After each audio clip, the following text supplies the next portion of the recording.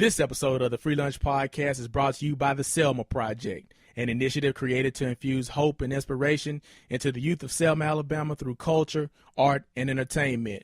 It is a call on natives and friends of the Selma movement to use their gifts, talents, and resources to pave a road of success for future generations. And brought to you by faithful listeners everywhere. And now to the show.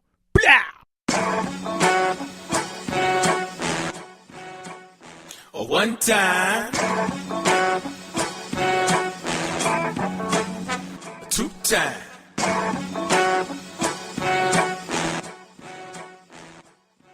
three. See me shine, put some light on their mind, illuminate the dark, give them sight if they blind, and see me shine for the ones that they said will never make it. Finally got my shot. Welcome to the Free Lunch Podcast, home of the New South Movement. This is your boy Tight, and I got B Jeezy with me. B Jeezy, what's happening? Watch out now. What's going on, Free Lunch Podcast? What's happening then? It's your boy BG, the 27 kid, back on this MIC. What's happening, Tight? I keep my head high. I got my wings to carry me. I don't know freedom. I want my dream to rescue me. That's how you feel? I love it. This is my canvas. That J. Cole 2014 Forest Hill Drive. That's the album of the year, in my opinion. Already?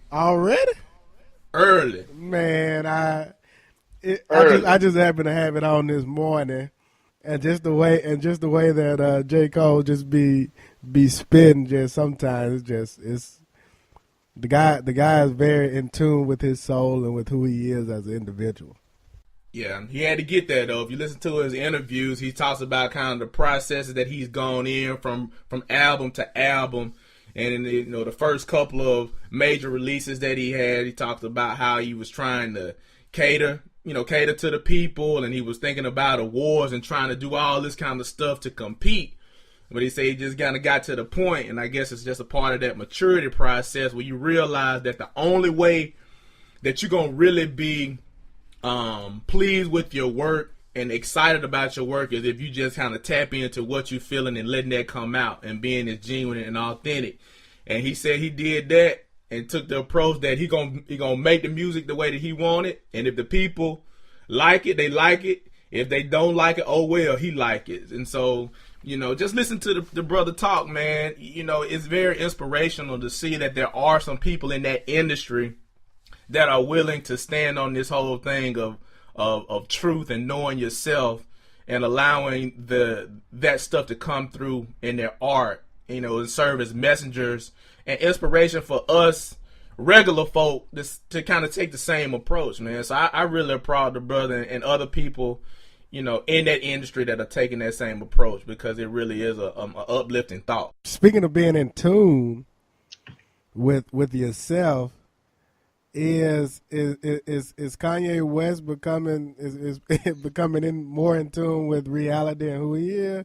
And I say that simply because of the interview that he dropped with the Breakfast Club, Power 105, and you and I both are addicted to YouTube, and we follow and listen to different interviews. And with that most recent interview that he did with the Breakfast Club, I kind of wanted your thoughts and opinions on it, because I'll share mine here in a second. Yeah, Kanye, he got different personalities. I won't say he's bipolar, but one day you might get a Kanye West that'll walk up on the stage in the middle of somebody else's receiving an award, but then you turn around a few days later and he's in this interview, and it's a different Kanye. It's a different Kanye from you don't know the answer, Sway. Very, very. You seem to be more humbled and mild-mannered, willing to answer the questions. You got Charlamagne, you got DJ Envy and Angela Yee that, ask the questions that everybody wants to ask. Even some of them that are not even politically correct. And he was willing to answer. He answered honestly.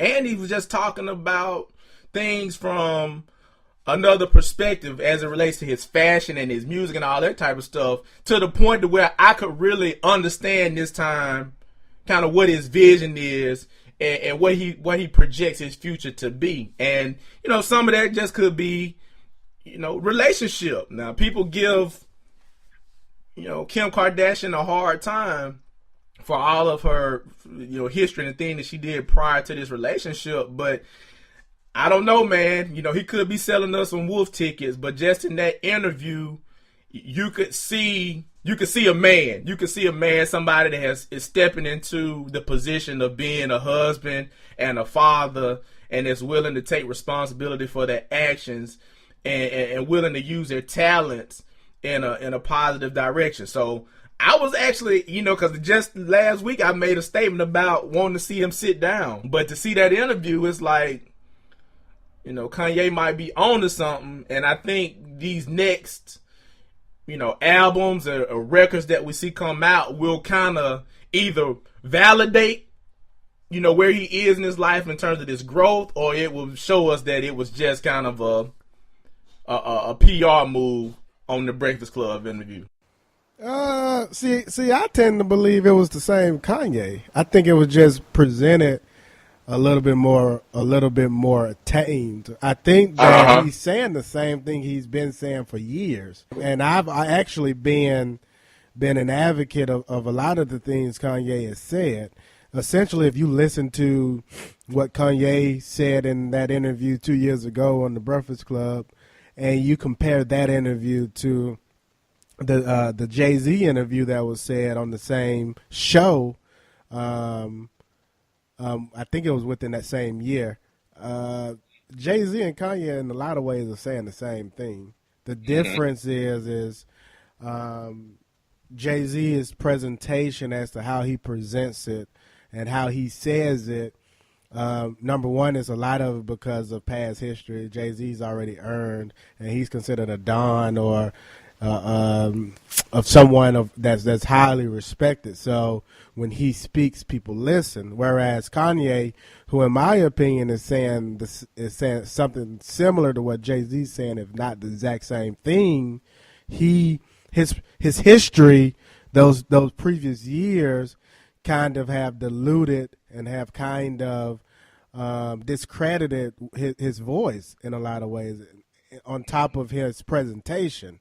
You know, showing emotion and passion, in which a lot of people, they'll take emotion and passion and classify it and clarify it as being something that it really isn't. And personally, I've always seen, if you go back to 2 years ago, it was just passion and emotion that he wasn't able to kind of withhold. Fast forward to this most recent interview, he's basically reiterating and saying the exact same things, in addition to, you know, kind of name dropping with all these names that I have no idea who these people are, and Right. and name dropping to try to add some credibility to his voice, but essentially just being able to withhold his emotion. And it's actually that conversation and that topic really can be utilized as part of our podcast today, to be honest with you. His delivery was differently. And then too, you know, you talked about him name dropping, you know, on Instagram he had a picture with him shaking hands with Ralph Lauren, who's one of the most famous clothing designers in the world. And so you see that him having this dialogue and this rapport with a person of that stature in an arena that he's trying to break into. So some of this could be true revolution for Kanye, because he's getting some of that footing. He's getting in the door and he's able to see things in that world that he's trying to master. But basically, he's just having regular folks' problems. He's, in my opinion, 2 years ago, to your point, BG, 2 years ago, he was basically expressing issues of breaking into that industry. But that's regular folks' problem, right? That's problems that I have every day. That's problems that you have every day. But luckily, he's in a position to where he can vocalize those same issues that we experience on a daily basis. And fast forward to the present, he may be slowly cracking into that market, and he may be able to start seeing just a little crack that has a little light that he can kind of have a little hope. But at the end of the day, I think he's learned how to tame those emotions, which personally I don't have a problem with the emotions, because essentially to me it just shows the passion that he has, and I believe in passion. I believe in following and pursuing that passion and pursuing that dream. So I've always been okay with what Mr. West was saying.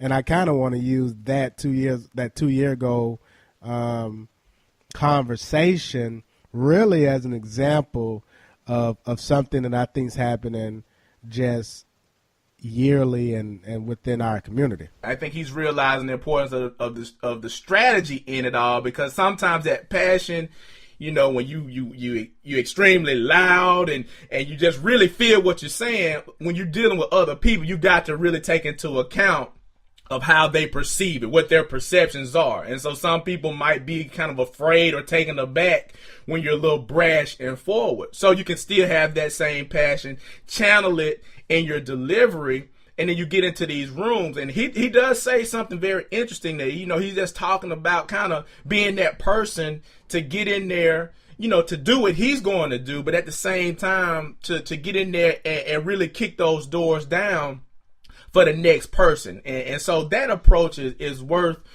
commending. So I wish Kanye and Kim and Northwest all the best. I hope that things, work out the way that he envisions it.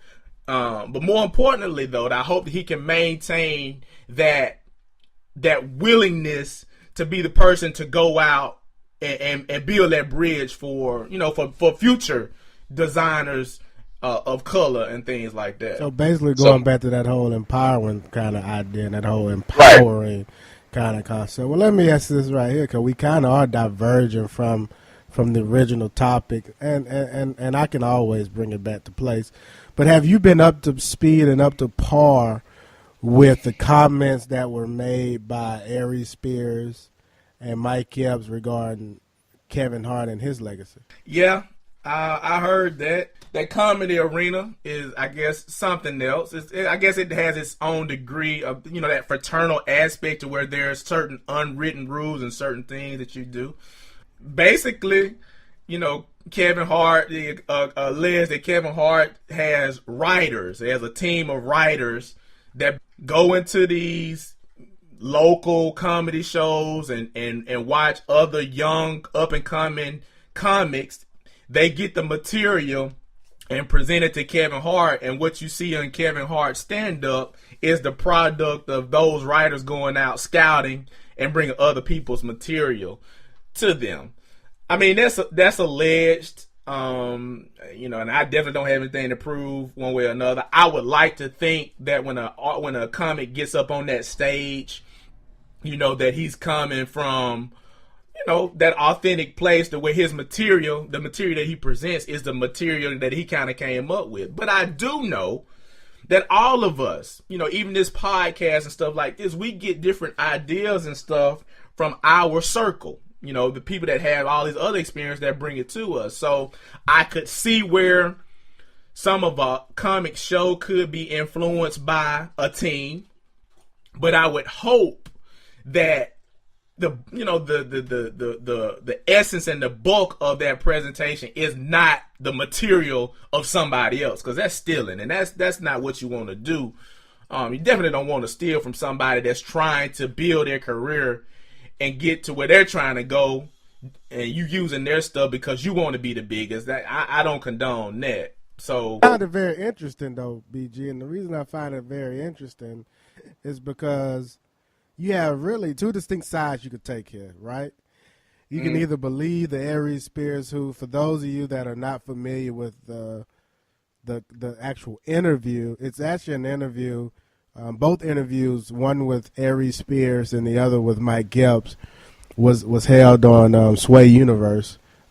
Sway Shade 45 that has a Sirius XM show, and he brings on a lot of great folks to interview. And so, Right. you know, I followed those two interviews, and I find it interesting how passionate and how upfront that both of those individuals talk about it being quote unquote known that Kevin had a team. And then Right. on the other side of that, there was an interview that Kevin did. This was, I think, prior to Mike Sepp's interview, but it was definitely after Aries Spears' interview, where he called into the Breakfast Club again. The Breakfast Club, bringing on some of the most relevant, high-profile personalities. And in that interview, Charlemagne asked Kevin about the comments that were made by Aries Spears, and he kind of deflected the comment or the question, and basically said that he was told by comedian great, king of comedy, Steve Harvey, that a dog barks at the moon. I'm sure everybody heard this quote before, but a dog barks at the moon, but the moon doesn't bark back. So essentially saying that these allegations being made by Aries Spears, he's not even going to comment to them.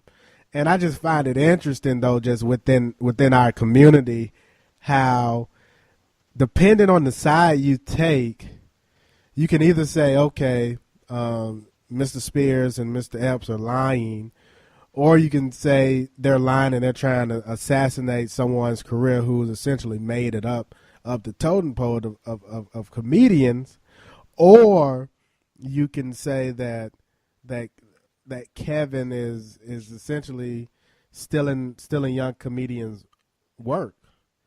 And it's just hard for me to see. It's just hard for me to understand why within our community, it's hard to find that support to number one, help that other individual. But then on the flip side of that, why would you want to go and steal someone else's material if that's I mean, that's an allegation, but if that's the case. And comedy for African American comics has been known to be a tough industry, because typically you have one black comic, for a certain period of time that's running the game. So you have like Eddie Murphy. Eddie Murphy was the one, stand-up movies.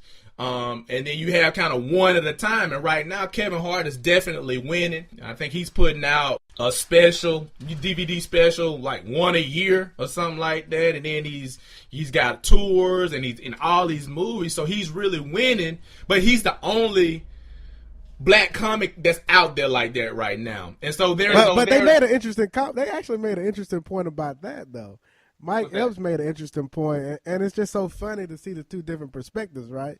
Because, like I say, I studied the interviews, and one of those being how Mike Epps basically was talking about Kevin Hart's Twitter followers, and just talking about how that's not even Kevin Hart uses his Twitter followers as part of his negotiation, and as part of his basically saying that, hey, when he goes into a movie and he's negotiating a movie,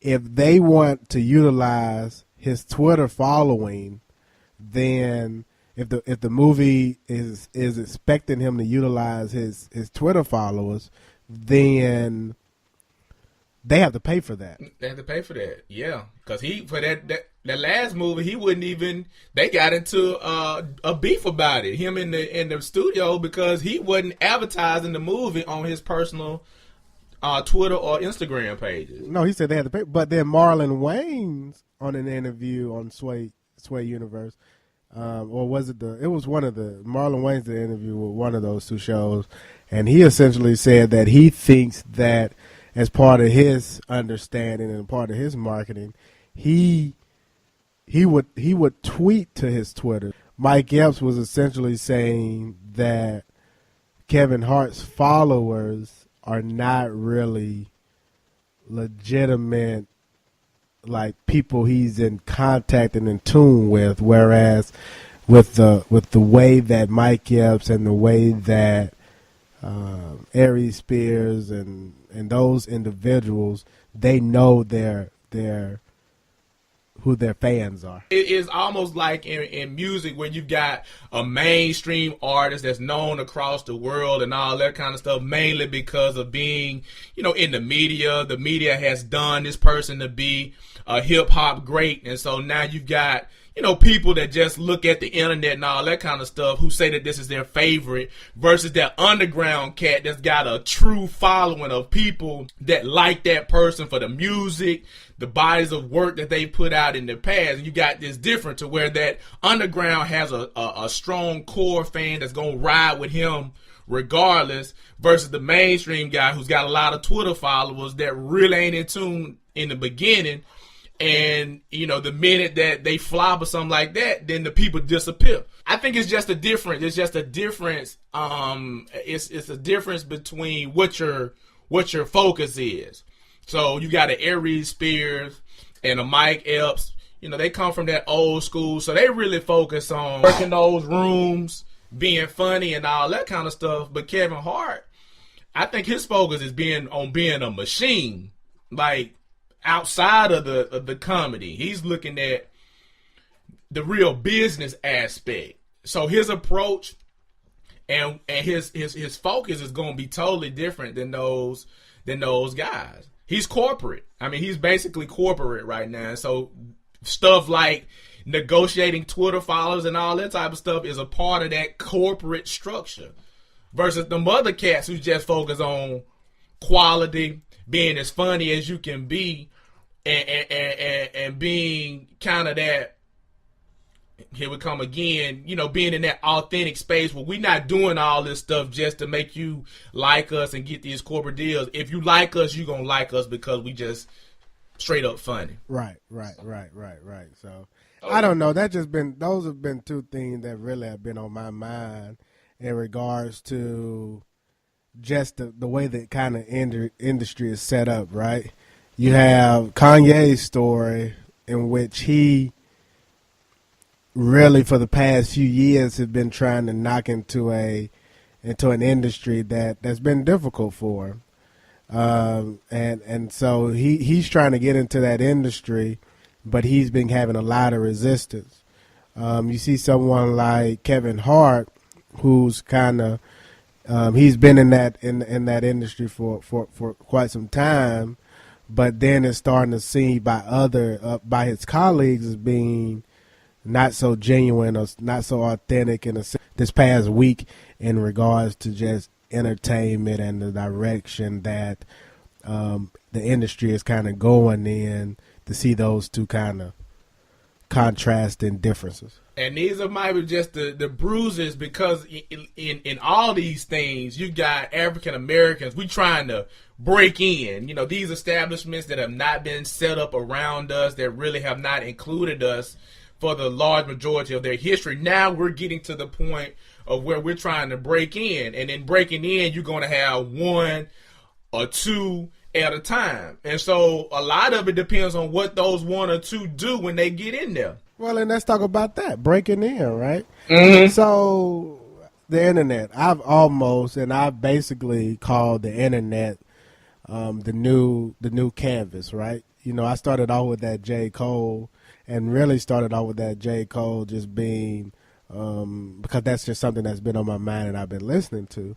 But from our last episode where we talked about artist life, I really started to think that how the electronic and how social media is almost a canvas, has become a canvas, because if you really look at it, I've actually categorized the different type of followers and the different type of folk that you can find on the internet, right? So you can find the philosopher person. Everybody has this philosophy that they want to Socrates or Plato or whomever, that they want to be this philosophical mind. Right. You have that category. Then you have the category where you have the individual that wants to show what they cook for the day. They want to show the meal, or they want to show where they went for the weekend, or what they boo did for them. And that second kind of lifestyle kind of being that canvas to show those type of things, right? Right. And then you have that third one that's kind of trying to break into some type of industry, right? So they're trying to either sell their business, or they're trying to promote their podcast, or they're trying to promote their blog, or they're trying to promote something that they're doing. And so that third one just trying to, and even on those three different categories, you know, that first one I talked about with the philosophy kind of person, that's that person that's really trying to seek and educate and learn. That second category, to me, if you really dive deep into a lot of those cases, that person's searching for something. It's something that's missing because they're looking for that external validation. They're looking for that external confirmation that they're missing. And then that third person is that group that's trying to find their passion, or that's trying to break out of that everyday cycle of going to work and trying to say, hey, you know, this is something that I'm passionate about, and I'm trying to walk that journey. And I kind of went around the corner to say this right here, and relates to Kanye West, and it relates to Kevin Hart and those folks, is that how, and we relate that to that third group, you know, when you have this electronic canvas now and everybody trying to kind of rise to the top, how does the cream rise to the top, and how do you decipher between the inauthenticity versus the authenticity? Does that make sense? In a particular area, you got so many people that's kind of vying for the same time, for the same spot. Like Mike Epps, Aries Spears, who I think are both much funnier than Kevin Hart, right? I think both of them are much funnier personally. I'm not a huge fan of Kevin Hart. I respect his work ethic, and I respect his hustle. I don't think he's the funniest of the comedians that are out there. But someone like a Kevin Hart, if you look at that third category that I kind of highlighted, that third category just being those folks that are trying to promote something that they're passionate about, how does someone like a Kevin Hart make it rise to the top, whereas Aries Spears or Mike Epps, whom they haven't risen to the top? It just speaks to how corporations in this day and age run. People are really focusing about how can they get the most return on their investment in the quickest span of time. Now, it used to be commercially, if you had a product or you were a studio or a record company or something like that, the emphasis would be on sustainability. It's like, okay, if I invest in this artist, I'm going to make sure that this artist is the best artist possible. I'm going to look at that artist himself and make sure that that artist is bringing substance. So that's going to be in the writing. That's going to be in the music, the performance, the presentation, you know, how they present to the media. And then I'm going to put it out to the world with the hopes that this person is going to be able to maintain this career for X plus years down the road. But now in our microwave culture, we want everything fast. Even these corporations want it fast. So that's why Kevin Hart put so much emphasis on that Twitter, because these industries are looking at, well, how many followers do you have? How many views do you have? How many downloads? And if you got so many downloads, they'll just sign you up. You know, gold all in my chain.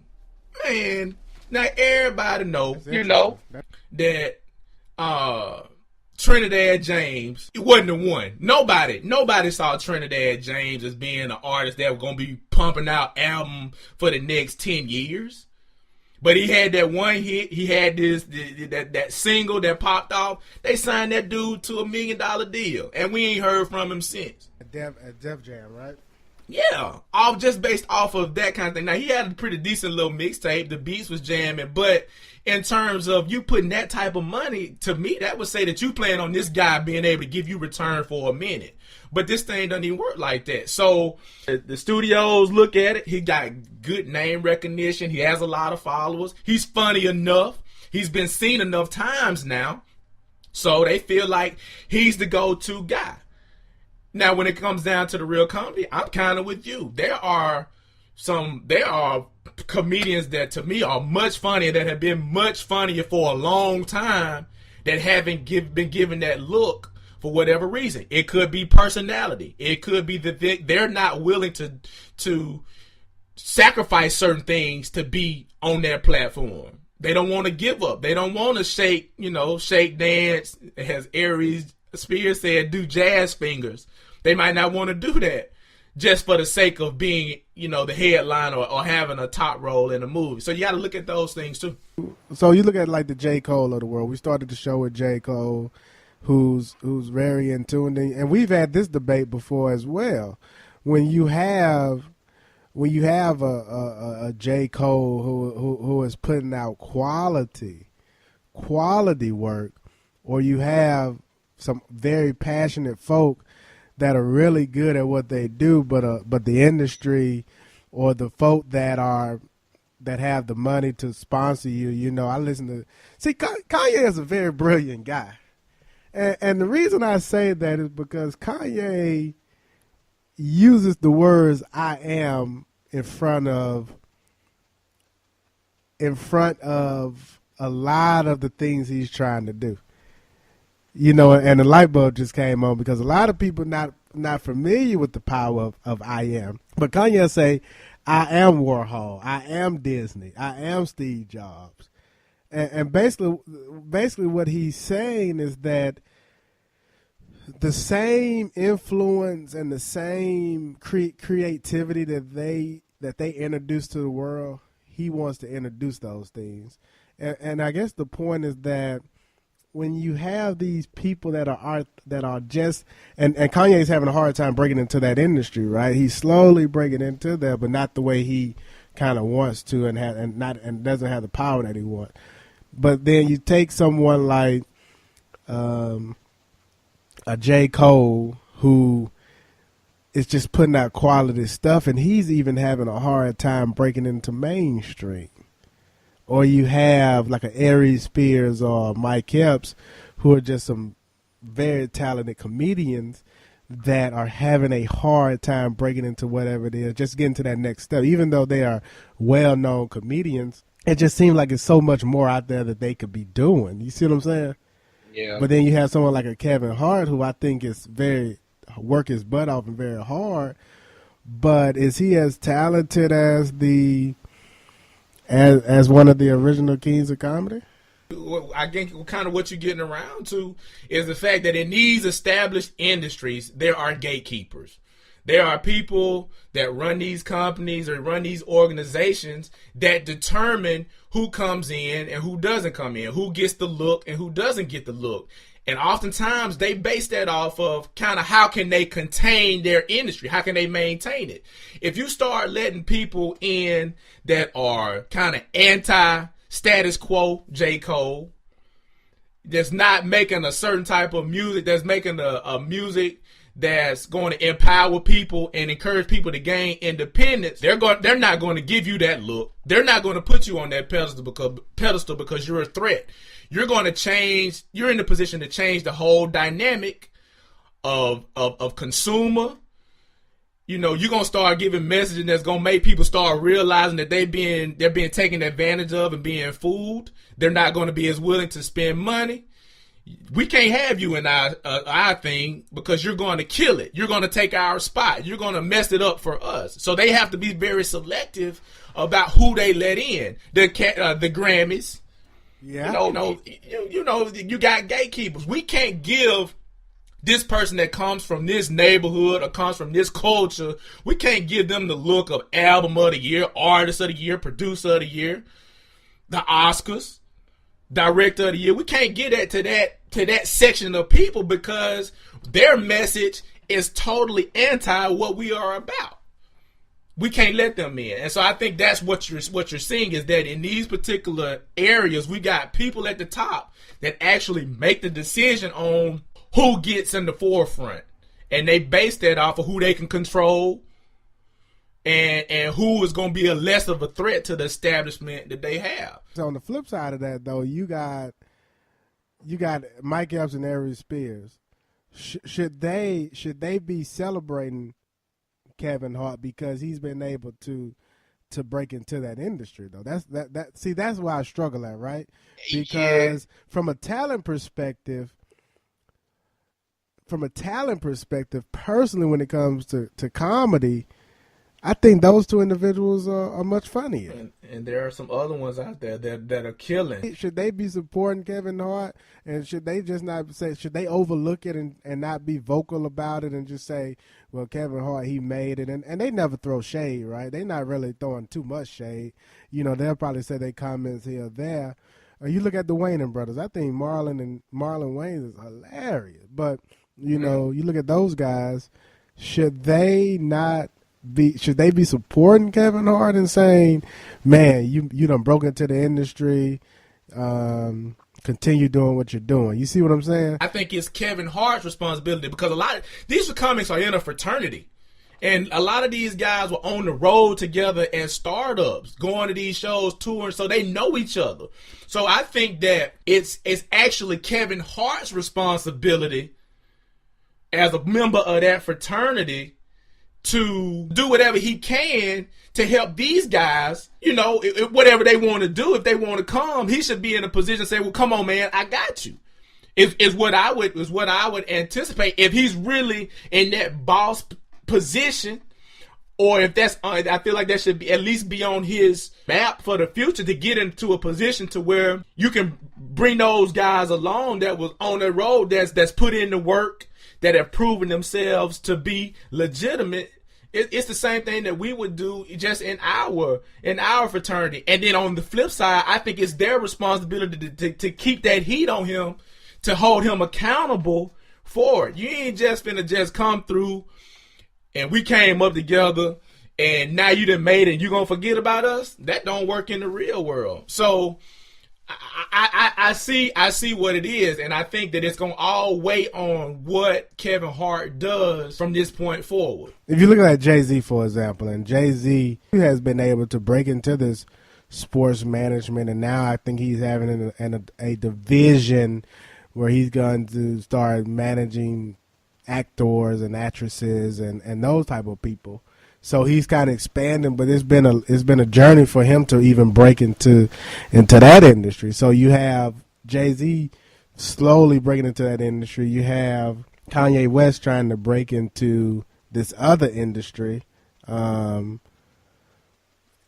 and design, and it'll be interesting to see how who he empowers once he breaks into that industry. Right?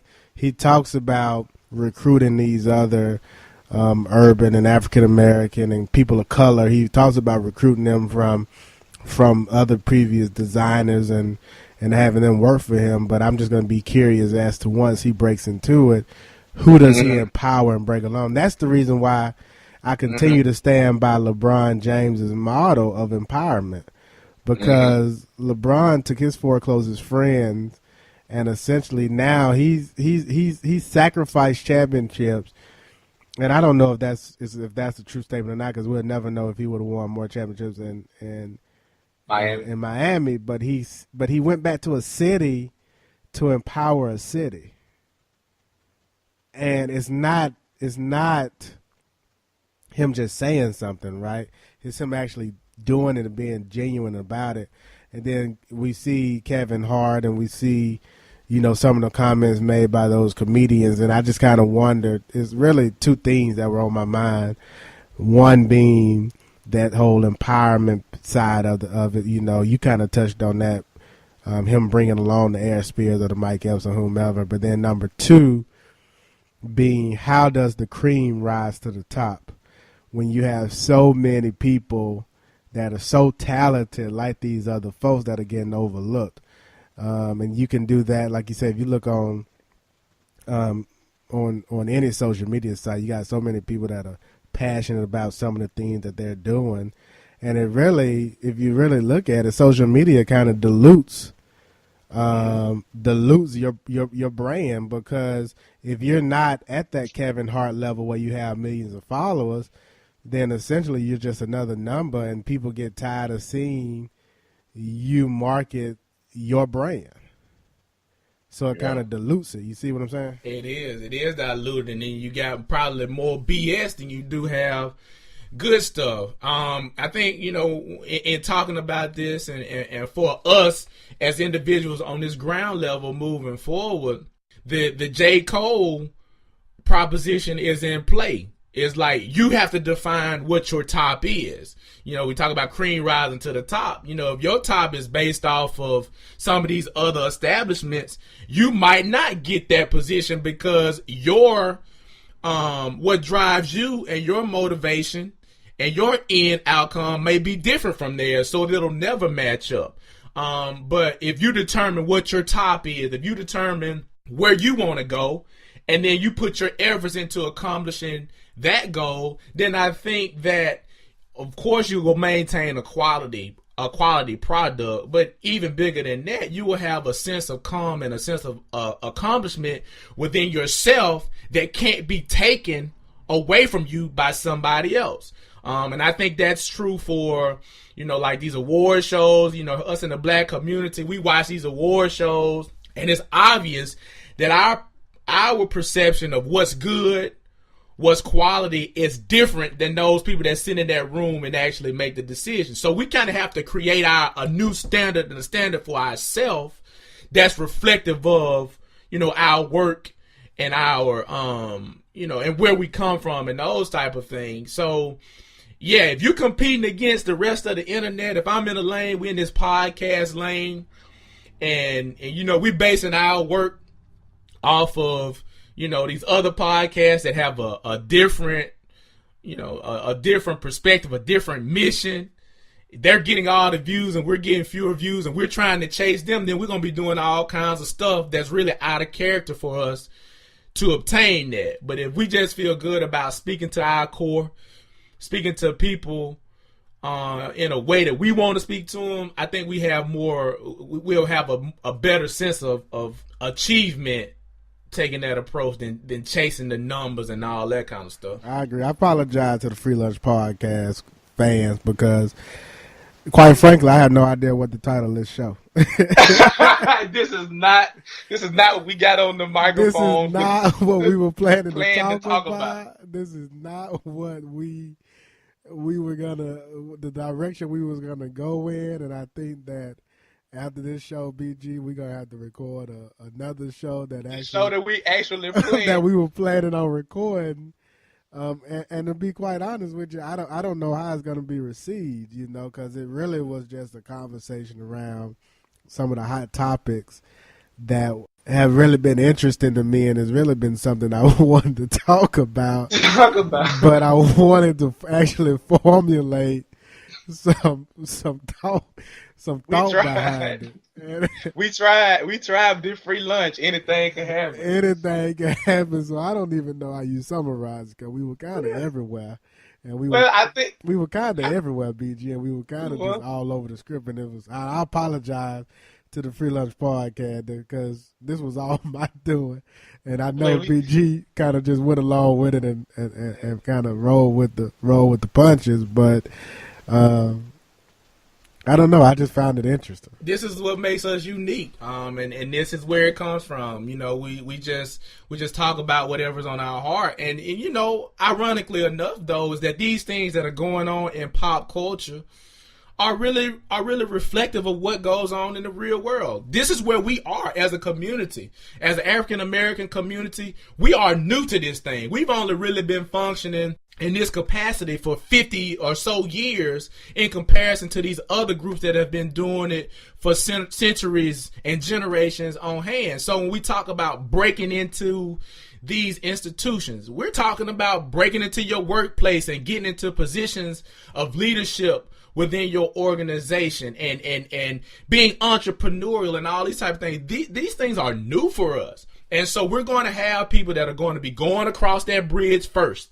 They're going to be the first ones getting into these positions. They're going to be the ones that are going to be scouting out the outlet of land and say, hey, it's, these people, they do this. This is the way they operate. Those first people are going to take a lot of shots. They're going to be a lot of failures. What we want is after they've gone across the bridge and they've been able to see what's going on that side, we want those people to come back across the bridge to the community and then tell us what we need to do, and the next time we'll take 4 people across. But also on top of that, BG, you just said it, but also facilitate the talented ones, because you know the talented ones. You know the ones that are talented and may even in some instances be better than you, and that's okay. That's all right. But That's all right. but come back and get them and take them with you and show them the exact. You know, a lot of the times, and I'm actually saying this out of passion and frustration, but a lot of the times people say, "Well, I showed you the blueprint." Did you? Nah. Did you show me the blueprint, or did you? If you really showed me the blueprint, then I would have essentially been your mentee. Mm-hmm. We would have kind of gone through this process, kind of together. You facilitate my process versus just I did it. Now you go do it. You do the same thing that I did. Nah, it don't really work like that. From the outside looking in, right? Because even then, right. You show me the blueprint, but the blueprint is shown based off of what's presented to me via social media or via the media or the media, both press and both television. Right. So unless I had a first-hand glimpse and a first-hand walk with you, then I really don't know. And so maybe at the end of the day, that's what this podcast was about. Was just essentially what you were saying when you were summarizing it, being able to break through, but then secondly, being able to empower the folks that are in the same fraternity that you're in, and being able to know the talent and recognize and appreciate the talent, and then go back and bring those individuals along. Maybe that's what this podcast is. We need to do more of that if we're really serious about community empowerment and building. That's the only way that you get there, because somebody that's outside of the community that has made it is very unlikely. They may be in a position and willing to help, but it's very unlikely that they're going to do that for somebody that's not from the place that they come from. So I think you stand a better chance when that information is communicated from people that come from a similar place, because if nothing else, there's an understanding. There's an understanding of language. There's a certain amount of empathy that's necessary when you're in that position of being like a mentor or facilitating someone else's growth. So we really have to have this conversation, more of this conversation. And for those of us that have ascended to certain heights, we have to look at ourselves and really evaluate, are we doing what we need to do to ensure that the next line of people are able to either get to where I'm at or go higher. So this is a serious conversation, and it's really something that we have to start implementing within our community. And at the same time, we also have to, when we see talent, we have to nurture it. I talked about the internet, and I talked about how the internet has, you can see multiple different categories and see folks trying to brand or trying to promote the different things that they're entrepreneurially working on. And if it's something that's legitimate, and if it's something that is they're very passionate and authentic about, especially those that have the 500 million, K, thousand, whatever followers, support those folks. You know what I mean? Like support them, shout them out. It's not always about. It shouldn't always be about I. It should be about how to make others better and to invest in your community. That's the reason why that LeBron James model is so impressive to me, because he went back to a city to inspire that entire city and to try to, even if he does nothing but invest in, like he's been doing, but he continued to invest in that economy. That alone is going to help out those young folks. And I think that's the key, man. Unselfish living, being willing to put the greater good of the people before yourself, and that's leadership in its truest form. So we, that's what we're striving to employ, live, and encourage everybody that listens to this show is be a leader in your tribe and do whatever it is necessary to build other people up. Black history is made every day, and because you may have exceeded to so because you may be the Kanye West, right? You may be the person that's trying to break into that industry. Or you may be the person that has broken to the industry, i.e. Mr. Hart, Kevin Hart, and he has empowered, from listening to his interview, he's empowered folks around him that he's known for years, so we do commend that. But at the same time, we wanna make certain that we recognize those individuals that are trying to break into the industry, or that have broken to that industry, whatever that industry may be, whether it's at your job or what have you. But then when you see that talented young folk, bring them along and mentor them and assist them, and make Black history everyday history, and make it not a month where we have to take time to focus on it, and then we go back into our shells and we kind of do our own thing. So I don't know. This was kind of an ad hoc podcast, but I hope it was at the least entertaining to the listeners. That's all I got, man. I just say one time we met some family from Tuskegee University a couple of weeks back. Some of the students over there, and they've got a good thing going on. They've got their own empowerment movement moving through that community, Tuskegee, the city of Tuskegee and stuff like that. So I just want to shout them out. They got their own little radio station too, Melanin Nation Radio. I think it's melaninnation.com. So check them out when you get a chance. We shouted them out on the IG. That's exactly what this is about. Go check them people out, like we shouted out Miss Moore, and pieces of AJ, ajm.blogspot.com. So we want to shout out Melanie and the radio folks down in Tuskegee for some of the things that they're doing. Do you know when the show airs at all? Let's see. Melanin Nation is on Blog Talk Radio.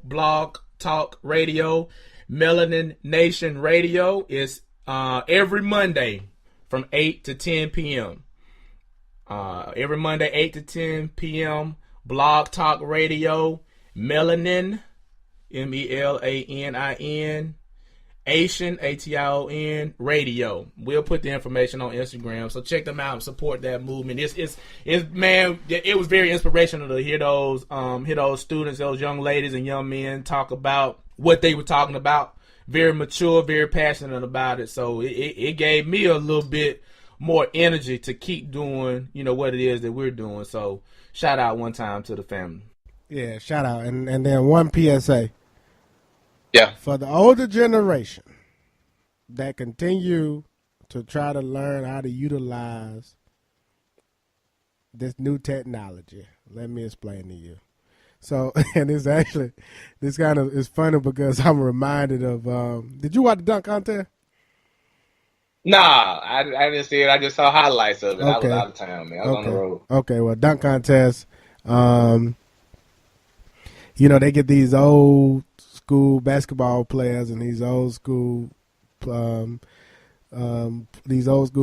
to come up there and to kind of vote and kind of be the judges for the dunk contest, where they give them these technologies, i.e. iPads, and they don't even know how to use them, versus just giving them the scorecard where they can just hold that up, and eventually that's what they went to, because Walt Frazier was having a hard time trying to put a 10 on the iPad, so they just gave him the card to hold up the 10. But right. I say that to say for the listeners that may be a little senior in age or just not new to how to utilize podcasts, we send the links in the email for users to click on the link to listen to the show.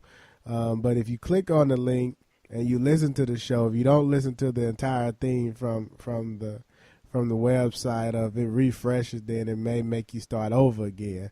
So that's the reason why you should go download iTunes or SoundCloud. If you have a iPhone or Apple product, you want to download iTunes and then go to the iTunes store and you want to download the podcast app. You want to search for FREELUNCH one word. And from that app, you can play on demand. You can stop the podcast, and the next time you play it, it'll pick you up where you left off. If you have an Android or technology, you want to download the SoundCloud app. You download SoundCloud, and essentially you search for Free Lunch Podcast, Free Lunch one word, and you can do the exact same thing. They also have a Podcast Republic that you can download on the Android app and essentially download podcasts that are utilized on the iTunes platform.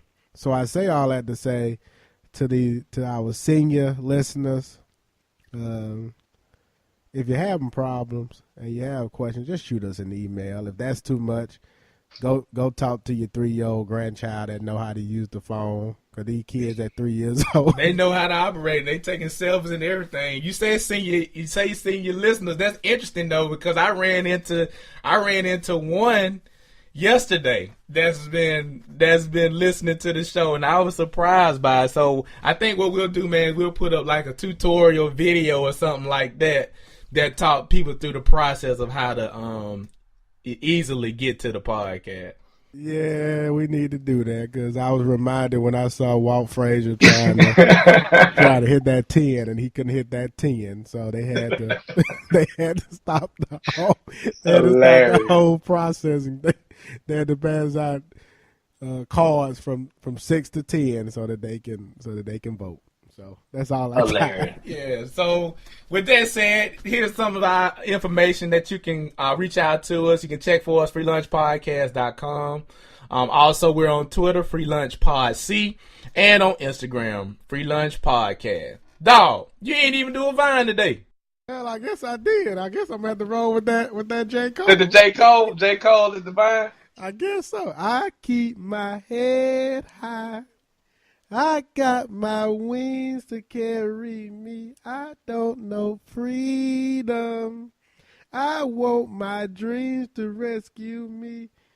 I keep my faith strong.